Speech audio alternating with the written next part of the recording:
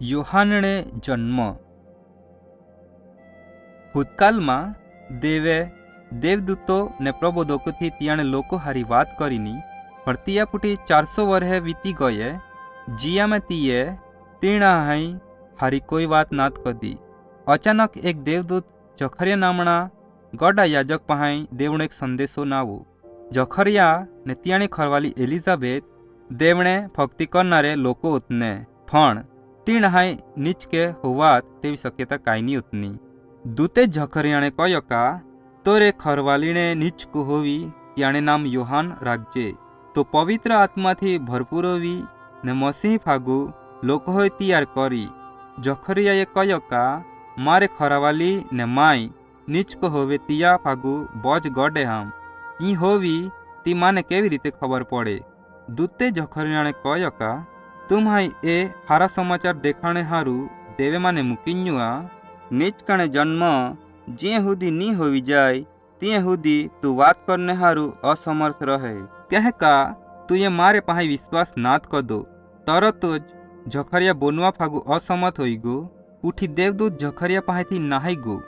યા પૂઠી જખરિયા ખર પાછો ગો ને તિયાણે ખરાવાલી ગર્ભવતી બની.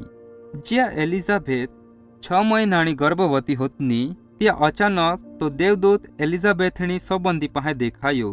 તીણે નામ મરિયમ હોતન ને તે કુંવારી હોતની ને તીણે સગાઈ યુસુફ નામના એક માણહા હારી હોવની. દૂતે કહ્યો કા તું ગર્ભવતી હોવે હે ને એક નીચકાણે જન્મ આપે હે, તું તીણે નામ ઈસુ પાડજે, તો સર્વોચ્ચ દેવનો દીકરો હોવી ને સદાકાળ રાજ કરી. મરિયમે જવાબ આપજો કા ઈ કેવી રીતે હોય કે જ્યાં હા એક કુંવારી હામ.